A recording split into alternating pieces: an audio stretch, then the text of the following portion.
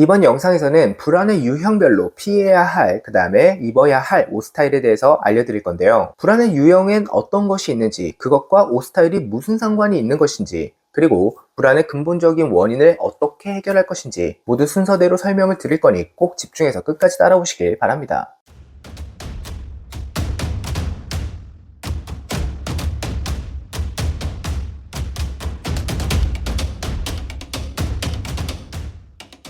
먼저 불안의 유형부터 설명을 드리면, 불안의 유형은 크게 두 가지가 있습니다. 하나는 회피형이고 하나는 공격형인데요. 우리가 느끼는 불안이라고 하는 감정은 반드시 교감신경 항진을 동반합니다. 그리고 그 교감신경 항진이라는 것은 무엇이냐면은 몸이 긴장되고 심장박동이 빨리 뛰는 상태를 이야기를 하는데요. 왜 이런 몸의 신체 반응이 일어나는가? 우리 뇌가 판단했을 때 지금 맞닥뜨린 상황을 내가 감당할 수가 없다라고 느끼는 거예요.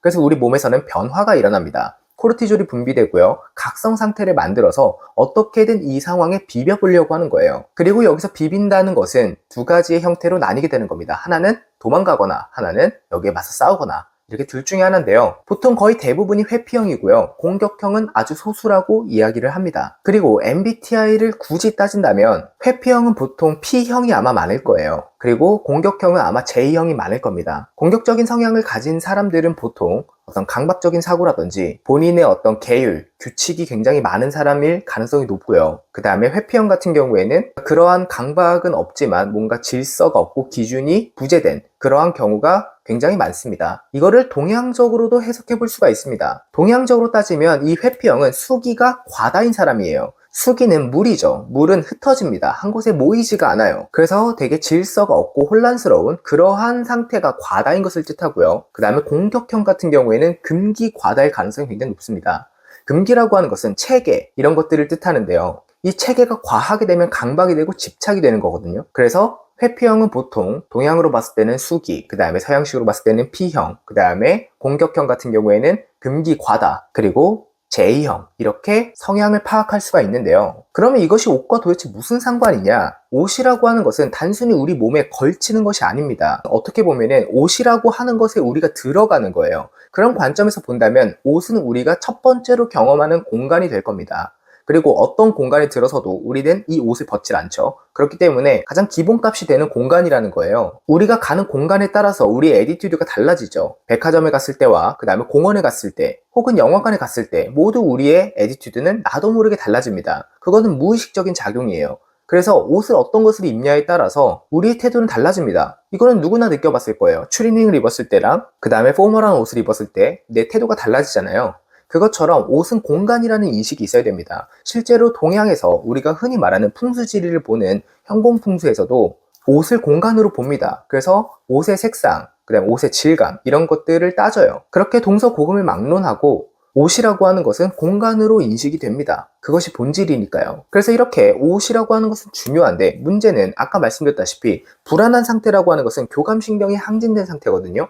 교감신경이 항진되게 되면은 우리의 캐릭터는 극단적으로 치우쳐지기 시작을 합니다. 누구나 태어났을 때부터 개성은 결정됩니다. 환경에 따라서 조금씩 다듬어지고 뭔가가 더 극대화될 수는 있지만 태어났을 때부터 그 원석은 정해져 있어요. 그런데 그 부분은 좋게 본다고 하면 장점이지만 나쁘게 보면 다 단점이고 모난 점이거든요. 이것을 우리가 사회생활을 하고 사람들과 융화되기 시작을 하면서 전두엽이 이것을 컨트롤하는 거예요. 그런데 내가 불안해지잖아요. 그 상태는 교감신경이 항진돼 있고 뇌가 과부하돼 있고 동양적으로 말하면 상기가 된 상태예요. 이 상태가 되면은 전두엽의 기능이 떨어지게 됩니다. 흔히 말하는 내 깔대로, 그러니까 내가 태어난 그 성깔대로 살아가게 돼요.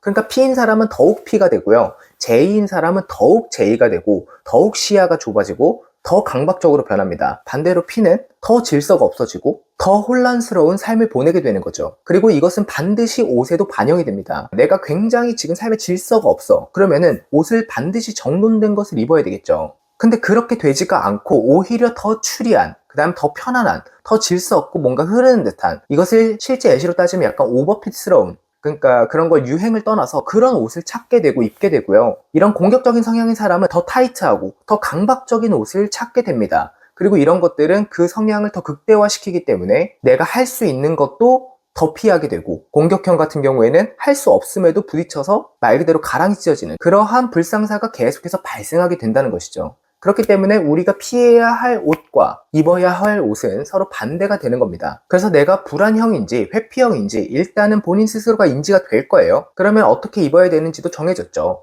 회피형이라고 한다면 조금 더 타이트하고 나의 중심을 잡아줄 수 있는 옷, 그러니까 조금 더 포멀한 옷을 즐겨 입어야 되는 거고요. 그 다음에 강박형이라고 하면은 스스로 계속 조여지는 것을 더 악화시키지 않는 옷을 입어야 되는 겁니다.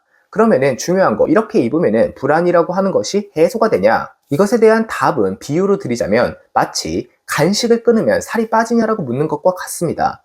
더 안 좋아지는 걸 막는 것이지 간식을 끊는다고 어떻게 살이 빠지겠어요? 말이 안 되는 이야기죠. 살이 빠지려고 하면은 칼로리 소비가 더 늘어나야 될 거잖아요. 내가 들어오는 인풋의 어느 정도를 제한했다고 해서 살이 빠지진 않겠죠. 더 찌지 않을 뿐이지. 마찬가지입니다. 이러한 외부적인 것을 바꾼다고 했을 때 내가 불안을 더 악화시키는 것을 막는데 당연히 도움을 주지만 당연히 이것은 근본적인 원인이 아니기 때문에 근본적으로 해결될 수는 없습니다. 그래서 근본적인 문제의 해결은 당연히 근본적인 원인을 제거해야 돼요.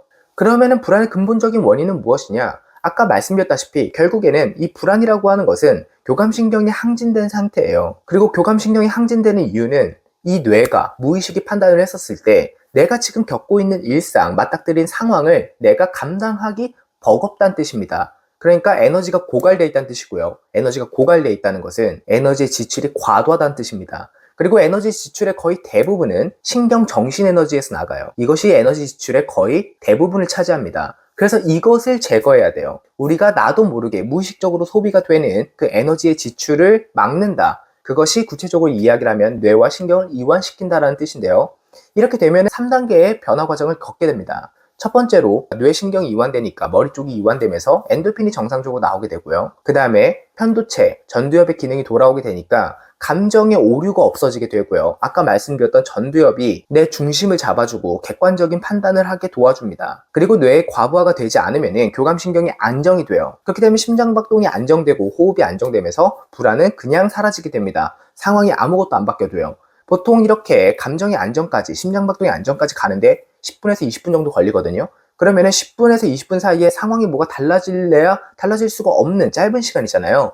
그럼에도 불구하고 내 상태가 달라지면 내가 보는 모든 시야가 달라지게 됩니다. 그리고 마지막으로 교감신경이 안정되면 부교감신경은 재활성화돼요. 그러면서 몸이 풀리고 젖산이 풀리면서 에너지가 회복이 되는데요. 에너지가 회복되면 아까 말씀드렸던 근본적인 원인이었던 상황을 맞닥뜨릴 지금 여력이 없었을 때 각성이 되고 그로 인해서 불안해진다 그랬죠. 그럴 필요가 없어지게 되잖아요. 왜냐? 내 여력이 올라갔으니까요. 그러니까 이전에 불안했던 것이 더 이상 불안해지지 않게 되고 그 다음에 이전에는 동요됐던 것이 동요되지 않게 되고 더 나아가서는 이전에는 일어나지도 않았던 일에 걱정하고 불안했다면 이제는 일어난 실현 앞에서도 평온할 수가 있는 겁니다. 그리고 이 근본적인 뿌리가 바뀌게 되면 나무도 그렇잖아요. 뿌리가 썩으면은 줄기, 가지, 잎사귀 아무리 내가 관리하더라도 다 썩게 돼 있습니다. 하지만 뿌리가 건강하면 열매, 최종 결과물도 당연히 달 수밖에 없게 돼요. 그것처럼 내가 뿌리가 안정되고 이 상태가 되어지잖아요. 그럼 옷 스타일 이런 것들은 내가 지식으로 억지로 바꿀 필요 없이 알아서 그렇게 되게 됩니다. 이것을 항상성의 원리라 그래요. 좋은 상태가 되면 좋은 것만 계속 찾게 됩니다. 그래서 내가 억지로 먹는 것을 조절할 필요도,